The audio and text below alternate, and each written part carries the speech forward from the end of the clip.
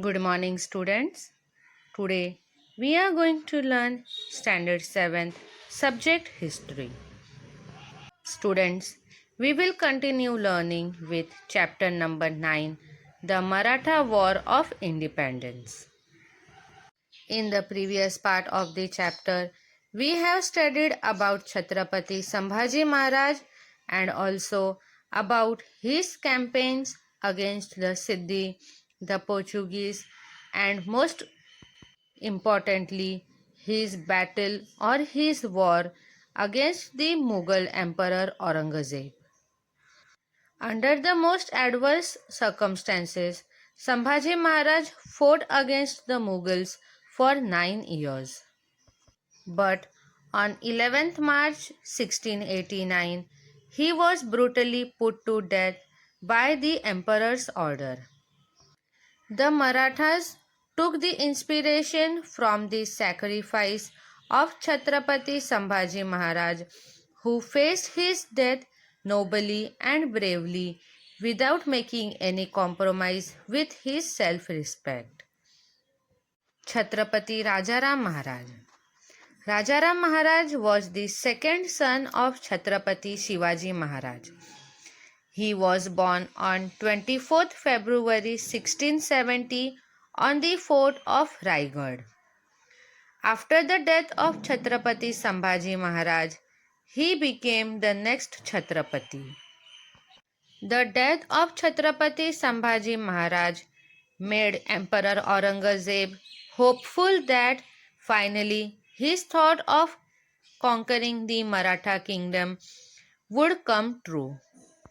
Aurangzeb thought that his dream of winning the Maratha kingdom would now be realized. In order to fulfill his dream of winning the Maratha kingdom, Emperor Aurangzeb sent Zulfikar Khan to put the fort of Raigad under siege. At that time, Rajaram Maharaj, his wife Maharani Tarabai, Sambhaji Maharaj's wife Maharani Yeshubai, and son of Sambhaji Maharaj, that is Shahu, were all present on the fort of Raigad. But it was very risky for all the members of the royal family to stay together at one place. So, Maharani Yeshubai tackled this unpredicted calamity with her bravery, resolving that she would never surrender to the Mughals under any situations. She took many important political decisions on the fort of Raigad. One such important political decision was the escape of Rajaram Maharaj. It was decided that Rajaram Maharaj should escape from Raigad, and if it is necessary, then he should go to a far off place like Jinji in the south of India. Further, it was also decided that the fight to defend the fort of Raigad would continue under the leadership of Maharani Yeshubai. Maharani Yeshubai chose to make Rajaram Maharaj as the next Chhatrapati and not her own son Shahu Maharaj. This decision of Maharani Yeshubai is a shining example that her love for Swaraj and her extreme selfness was greater. If she wanted, she would have made her son Shahu the next Chhatrapati after the death of Chhatrapati Sambhaji Maharaj. But she chose the welfare of the kingdom of Swaraj rather than her own dreams. Also, she kept the Maratha Chhatrapati, that is Chhatrapati Rajaram Maharaj, secure by sending him off to Jinji without taking any regard of her own life and also that of her son Shahu. Rajaram Maharaj leaves for Jinji. On 5th of April 1689, Raja Ram Maharaj escaped from the besieged Raigad fort with the help of his few associates. He decided to go towards the south to the fort of Jinji. The fort of Jinji was invincible. It was a very strong fort, and thus Raja Ram Maharaj chose to stay safe in this fort. Also, it was not an easy task for the Mughals to capture this fort. Raja Ram Maharaj took some of his faithful Sardars along with him and managed to reach the fort of Jinji. Raja Ram Maharaj took his faithful Sardars like Prahlad Niraji, Khadgo Balal, Rupaji Bhosle and managed to reach Jinji. The movements of the Marathas. While going to Jinji, Raja Ram Maharaj had assigned the duty to fight against the Mughals and to save the fort of Raigad to Ramchandra Pant Amatya, Shankaraji Narayan Sachiv, Santaji Ghorpode and Dhannaji Jadhav. It was very difficult for the Maratha army to defend the fort of Raigad against the might of the Mughals. Finally, the Mughals captured the fort of Raigad in November 1689 and they arrested Maharani Yeshubai and Shahu. From the Maratha point of view, the situation became very critical. Aurangzeb had antiqued many Maratha Sardars to his side by giving them watans and jagirs as gifts. Thus, many of the Maratha Sardars went or helped to Emperor Aurangzeb's side. To counter this plan of Emperor Aurangzeb, Raja Ram Maharaj also used the same tactic to thwart the Mughal plans. It was promised by Raja Ram Maharaj that if any Maratha Sardar captured the Mughal territory, that whole territory would be given to that Sardar as a gift in the form of his Jagir. Due to this promise of Raja Ram Maharaj, many capable Maratha Sardars came forward.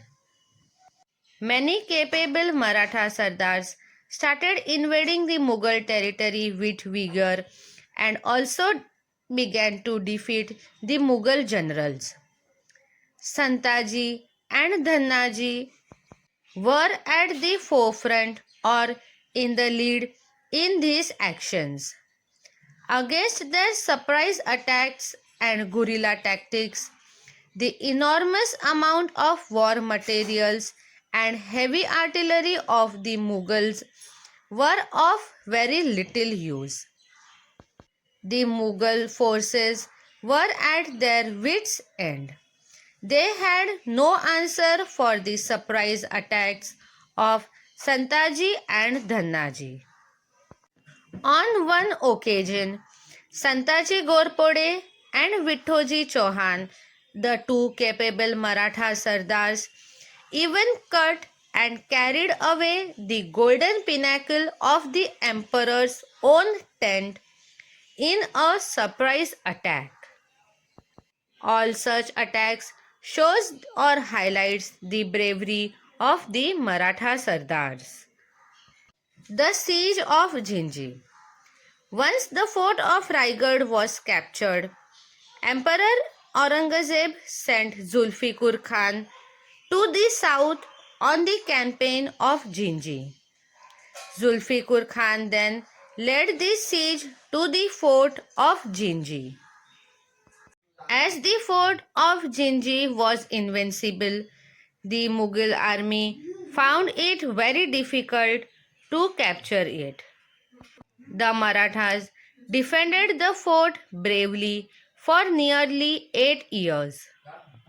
It means for a long period of time of about 8 years, there were constant war and battle between the Maratha army and the Mughal army, which was led by Zulfikar Khan. The Mughal forces engaged in the siege were fiercely attacked from outside by the Sardars of Santaji and Dhannaji. Rajaram Maharaj escaped through this siege and returned to Maharashtra. Later on, Zulfikar Khan captured the fort of Jinji. The return of Rajaram Maharaj to Maharashtra gave a boost to the Maratha activity. The Marathas now attacked the Mughal territories of Khandesh, Warhad, and Baglan. With his understanding nature and statesmanship, Rajaram Maharaj had inspired hundreds of brave Maratha warriors like Santaji and Dhannaji. Rajaram Maharaj motivated all these Maratha warriors or the Maratha Sardars to protect the Swaraj, and thus they all performed a very valuable task. But even as all this was taking place, on 2nd March 1700, Rajaram Maharaj died.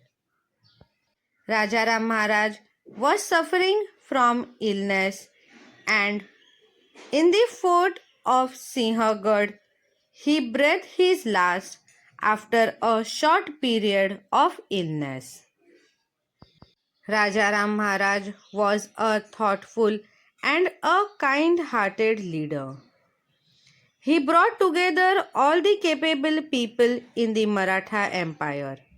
He united them with new enthusiasm among them.